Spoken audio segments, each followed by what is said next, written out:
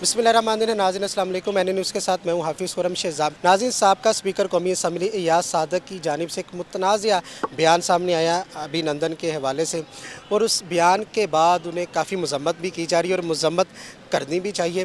पाक फ़ौज हमारा फ़ख्र है, आज उनकी बदौलत ही हम सुकून की नींद सोते हैं। और आज प्रेस क्लब के बाहर इयाज़ सादक के ख़िलाफ़ बैनर्स अवेज़ा है, आप देख सकते हैं। अमीर सादक और अमीर जाफ़र, उनके लक़बा से उनको नवाजा जा रहा है। अमीर सादिक और अमीर जाफ़र को दुनिया गद्दार के तौर पर जानती है, क्या इन्हें गद्दार कहना चाहिए? शाह महमूद कुरैशी साहब ने भी कहा है कि उनके मुहब्बे वतनी पर तो शक नहीं किया जा सकता। जहाँ तक उनका बयान है ये बहुत मुतनाज़ है, जिसकी वजह से ISPR को भी आकर वजाहत देनी पड़ी। उन्होंने उस बयान की मज़म्मत की और आपने देखा कि दिन की रोशनी में पाक फ़ौज ने जिस जुर्रत का मुज़ाहरा किया, उनके 2 हथियारों को भी गिराया और पायलट को भी गिरफ़्तार किया गया।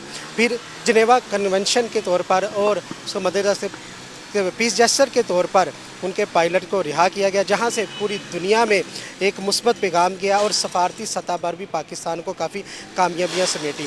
इयाज़ सादक के बारे में नाज़रीन ये कहा जाता है कि बड़े मंजे हुए सियासतदान हैं, बड़े तहम्मुल मज़ारी का वो मुज़ाहरा करते हैं और बड़े अच्छे सियासतदान हैं, लेकिन उनसे इस बयान की तवक्को नहीं थी। लेकिन इस मौका पर यह बयान देना उनकी तहम्मुल मिजाजी, उनके मजे हुए सियासतदान पे जितना उनका कैरियर था उसके ऊपर पानी फेर दिया। अब बात माजरत या उसको डिफेंड करने पर नहीं है, बात इससे आगे निकल चुकी है। मेरे साथ मेरे साथी एंकर मौजूद है, उनके सामने ये तमाम सवालात रखते हैं कि उन्हें गद्दार कहना जायज़ है, ठीक बात है कि नहीं, उनसे जानते हैं। सबसे पहले तो हाफिज़ खुरम शेहज़ाद साहब, आपका बहुत शुक्रिया। आप भी तमाम इन चीज़ों पर बड़ी गहरी नज़र रखे हुए हैं।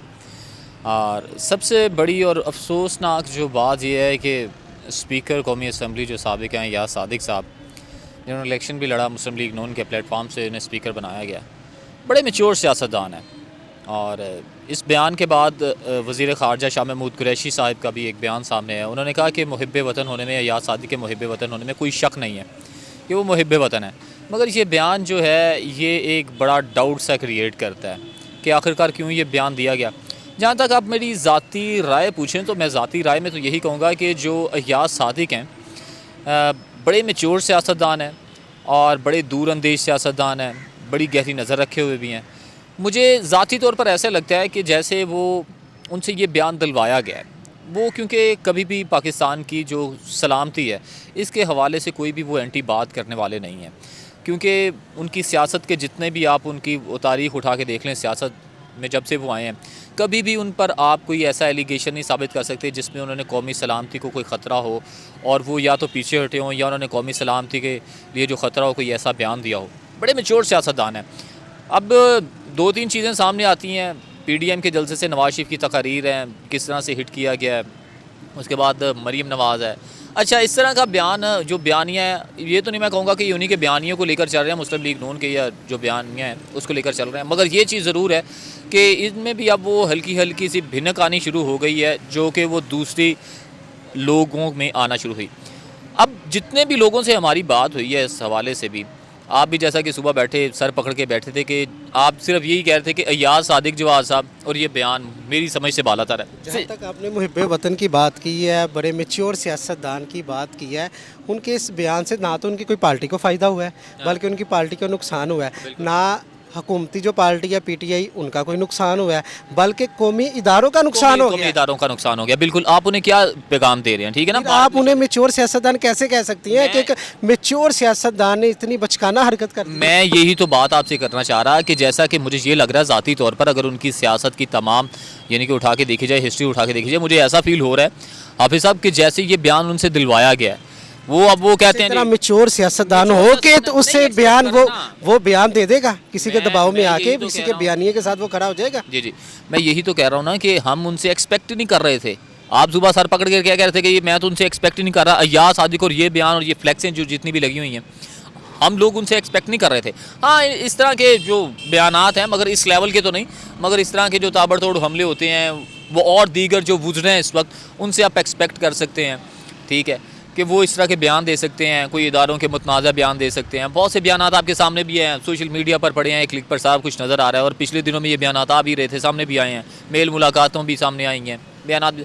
अब बात यह है कि इयाज़ सादिक साहब जैसे बंदे ने ये बयान दिया है, समझ से बाला तर है कि इतना बड़ा बयान, जहाँ पर इनके इस बयान से भारत में शनाइयाँ जैसे आपने बताया कि वो बज रही हैं, ढोल ढमक्के हो रहे हैं, वहाँ पर ब्रेकिंग न्यूज़ के फटे चल रहे हैं, वहाँ का मीडिया ये चीज़ें उछाल रहा है कि पाकिस्तान देखें डर गया है, इस तरह के बयान।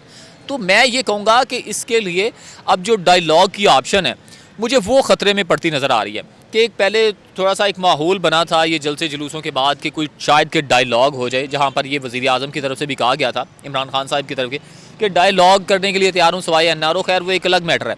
मगर जहाँ पर कौमी सलामती का एक बात आ जाए वहाँ पर तमाम को एक प्लेटफॉर्म पर इकट्ठा होना चाहिए था।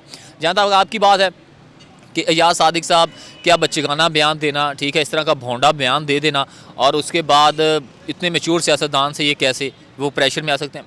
हो सकता है कि वो ISPR मजबूर हो गए आन के एक्सप्लेन करने के लिए कि इतना कौमी सलामती का मामला है, आपने हलफ उठाया होता है, आप किस तरह उस तरह की बातें ले सकते हैं। और कभी भी पाक फौज आपको पता है कभी भी नहीं इस तरह हो सकता कि किसी मजबूरी के तहत, हम तो मुहिब वतन है, अपनी पाक फौज के साथ है, हमें पता है वो किस तरह हम जिहाद के लिए तैयार रहती हैं, हर टाइम तैयार रहती हैं, और दुश्मन हमारी पाक फौज से लड़सता है, किस तरह हो सकता है कि हम डर के उनको वापस भेज दें। बिल्कुल ये चीज़, यही सबसे बड़ा पॉइंट है कि इतनी बड़ी चीज़ है कि हमारी पाक फौज हम वक्त तैयार है। उसकी तरफ से वाज़ेह तौर पर ये बार बार कहा जाता है कि हम दुश्मन को मुंह तोड़ जवाब देंगे, वो किसी भुलेखे में न रहे।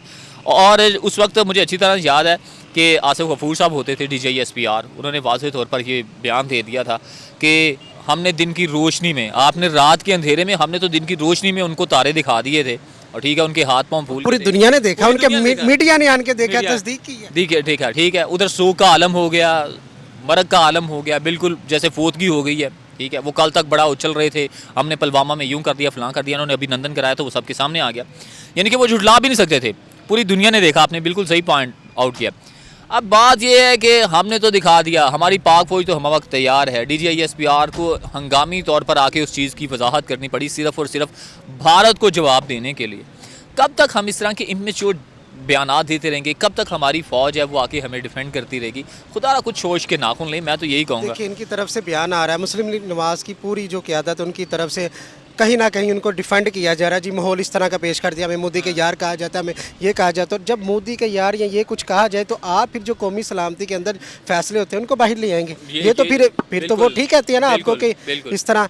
और दूसरा ये है कि हम ओवरसीज़ के प्रोग्राम करते रहते हैं। जो साहब ओवरसीज़ वाले का फ़ोन आया कल एक दोस्त का, वो कह रहा था हमने 19 माह जो भारत है ना, जो भारतीय हमारे साथ रहते हैं, जो हमारे आगे आंखें नहीं उठा सकते थे, ठीक है, अभिनंदन वाले मामले पे कि हमने किस तरह उनकी बैंड बजाई थी, कल से वो हमें जलील बिस्त कर रही है कि देखा किस तरह हमने मजबूर कर दिया, हमने डर के भेजा है। कहता वो अब बोलना शुरू हो गए हैं। ये अब इधर से अंदाज़ा लगा लें कि क्या लेवल पहुंच गया इनके एक बयान से, क्या कुछ हो रहा है, ठीक है।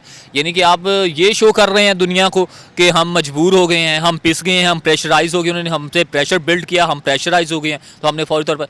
कतन ऐसा नहीं है। मैं तो बिल्कुल इसकी ममानत भी करता हूँ, बिल्कुल मैं कहूँगा कि भोंडा बयान था, ये किसी के दबाव में आके किया है या इन्होंने अपनी रेटिंग के लिए किया है, इस तरह की कोई बात नहीं होती। हमारी फ़ौज, आप भी जैसे बता रहे हैं, हमारी फ़ौज हमारा फ़ख्र है, वो रात को बॉर्डर्स पर खड़े होते हैं, हम सुकून से सोते हैं और दुश्मन की जरूरत नहीं है कि आंख उठा ले हमारी तरफ, ठीक है। जब भी उसने कोई इश्तियाल अंगेज़ी किया उसे ताबड़तोड़ हम देखिए, हमारी फ़ौज को देखें, इंडिया की फ़ौज को देखें, हमारी फ़ौज में जुर्रत है ना, तो इंडिया की इतनी बड़ी फ़ौज को हिम्मत नहीं पड़ती, हमारी जुर्रत है, जज्बा ईमानी है हमारे पास। सलूट पेश करते हैं पाक फ़ौज को, सलूट पेश करते हैं। और दूसरा ये मुझे बताएं कि अब यह इनकी माफ़ी पे या असम्बली के फ्लोर पे ये माजरत कर लेती हैं, इससे मामला ठंडे हो जाएंगे कि इनके खिलाफ जो कल शिबली फराज साहब ने ट्वीट किया है कि इनके खिलाफ अब कार्रवाई होगी, कानून के मुताबिक कार्रवाई होगी। अब देखें, बात तो उन्होंने एक ये भी कही है कि शिबली फराज साहब ने कि बात अब माफ़ी से आगे निकल चुकी है।